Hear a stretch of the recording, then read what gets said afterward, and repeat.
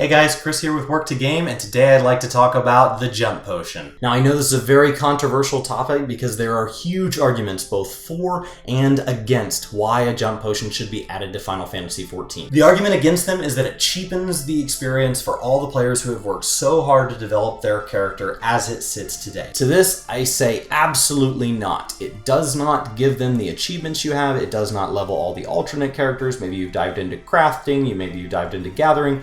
It doesn't do any of that. It simply pushes them up to the end of Heavensward so they can start on Stormblood with a single class. That's really all it's designed to do, just push them past the hours and hours and hours of storyline, or push them past the leveling.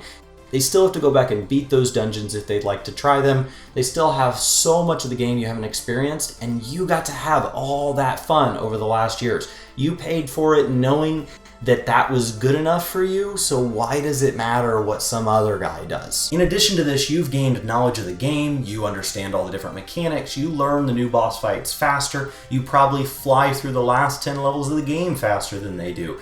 You are better at Final Fantasy XIV, you have that experience. So I don't understand why having more people to drop queue times for you is bad when you'll probably sit at the top of the meters. It's not pay to play, it doesn't make them good, it just puts them within 40 to 50 hours of getting to join you. But why not just make them play through? And here's the argument against. My brothers both played Final Fantasy with us in the past, and Brian and I would like them to come back because they play WoW, and honestly the four of us it'd be really fun to try PvP. But I need them to now level up because it's been over a year and they're behind. So we bought them Heavensward, Brian and I split the costs, and they're gonna come back and they're just pushing through the content, but they are not RP heavy lore guys with Final Fantasy. They really just aren't invested in this and they just want to play the game. They'd be happy to try a few raids with us, a few dungeons, so they do have to push through the storyline, but they also just need to really hit 60 so that we can focus on PvP together. They're going to play one night a week. It's never going to be more than that. Now, they only had 10 levels to cover. That's it. And I'm telling you, it is like pulling teeth to get them on one night a week, 2 nights a week, 3 nights a week, to just push through a little bit of content with us to get them leveled up. Now, I can't imagine if I had a dear friend who maybe played other Final Fantasy games and likes it and is interested in coming on, and me saying, oh yeah, I would love for you to join us. You can sit in Discord and listen to us, but for the next, I don't know, let's call it 1,000 hours, you can push through the last 10 expansions, or however long it's been at the time that that person unfortunately decides to join us. Now, there's people who say that this isn't going to give people the ability to learn their classes. Well, honestly, between 1 and 60, I think there's plenty of people who don't learn their classes, and I'm not sure that taking 1 through 50 off of that is going to make a difference. 50 to 60 is plenty of hours to learn a class if you're trying.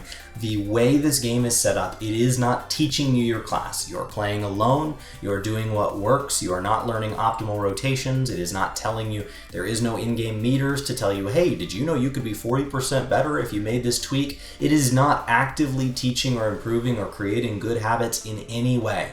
And so there is no reason to push somebody through hundreds of hours of repetitive content just so that they can play the game with other people. And as people focus on, I'm worried about queue times with all the people leveling, which I wouldn't worry about new classes being added to the game. People are going to try them for a little bit, but they're going to roll back to the old classes, so the queue times are going to be what they always were. But with that argument in mind, you need more people, and you need them to be in the same level range as you to help with those queues. When you're queuing for a specific dungeon to push you through the next quest, you need people to queue up with you, so you need more players. And as people leave the game for very good reasons, they just shift their priorities in life, the game will inevitably get smaller. And if you don't allow new players to have a good reason to join and a good experience when they do, the game dies and you lose your big fancy character, and we all get to start over somewhere new and fresh where somebody is not 1,000 hours behind getting to enjoy it with us. And as the game gets longer and longer, and as we get more and more expansions, skipping one or more of these early on ones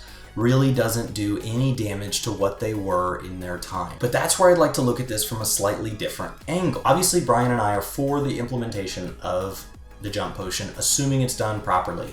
I understand the arguments against it. I believe both of us are more than willing to speak as a counter to that and say, give us a jump potion. Please do it right.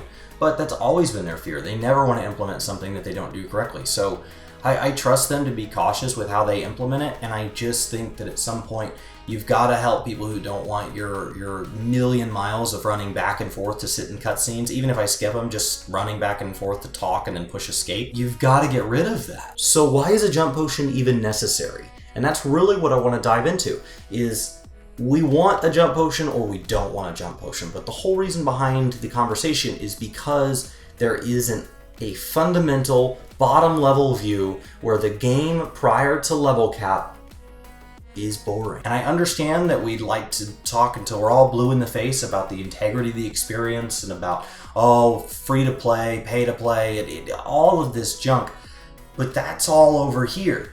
If the game were fun to play all 60 levels up until now, we wouldn't even be having this conversation. And so how can we learn from what the game is today and where the game is headed and where other games like it or even remotely related to it are headed and what they're doing well, to think of a way that we can possibly improve Final Fantasy XIV's experience so that Stormblood and other expansions have that survivability that Heavensward and Prior don't.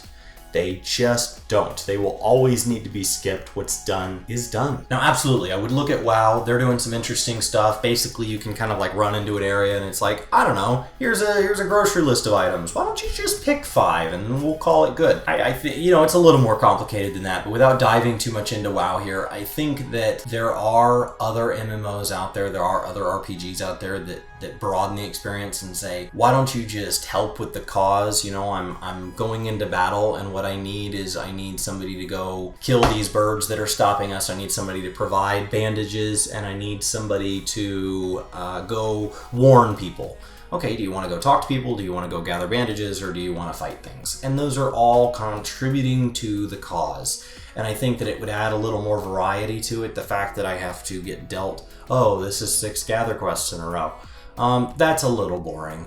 And sometimes when I'm in a group, I'd rather kill things, but when I'm by myself, I'd rather talk to people. And so I think that it would be interesting if they would add a little more variety to the way things play out in Stormblood, and I can't wait to find out if they do. But I also think that a big problem with Final Fantasy XIV is storyline. I think that it is incredibly well developed and it is incredibly well invested in, but if you are not tied to it and you want to skip it, especially if you're just trying to catch up with some friends who are 10, 20, 60 levels ahead of you, you have to push that escape button. You have to go back and watch it later. They can catch you up, but otherwise the experience is 6,000 times as long. And so you just have to skip it. And if I'm skipping it and I'm talking to him, and I'm just walking up to him and pushing escape, why is there not a bypass quest?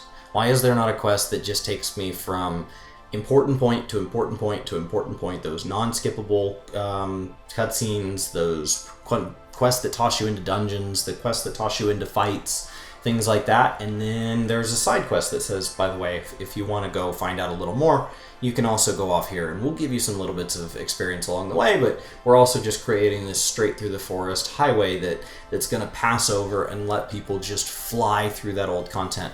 What if you wanted to play on a different server and you just created a new character and you'd already did all the storyline on your first one? You are screwed. You have to sit through all of this all over again, and it is incredibly painful. So with that, I think that the question is really, why is there a need for a jump potion, and what can Stormblood do to fix it? How can we avoid it in the future? Because as we talk about the game being 5 more expansions deep, this problem only gets worse, and people who say there doesn't need to be a jump potion today will eventually have to give in when the game is 2,000 hours long. And they're sitting up at the top of it and they're wondering why nobody can join them. What, you don't have any friends that want to level all the way up to level 500 with you? You have to do it. There has to be a faster way to push them to the top. And you just say, okay, the bypass quest gives you a ton of experience and you just fly up and you level every 15 minutes. Awesome. And then it starts to slow down right as you get within 15 levels of cap, and we've started to change the way we do things, where we build in quests that encourage different performance and different things like that to actually teach people their class, because that's what leveling was originally for. So I'd love to know what you think. Should there be a jump potion? Should there not be a jump potion? And is there a way to avoid the jump potion moving forward and make it to where I want to go back and do that synced content with them, where it's fun, where it's exciting, where I like the way they're having fun and I'm willing to play with them as they level, even though that means they're not helping me with my end game content? it should be that exciting. The game should just be fun all the way through.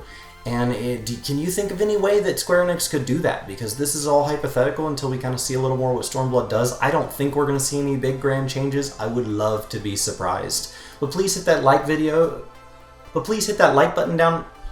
But please hit that like button down below if you just want to see more videos like this. Brian and I absolutely take that into account.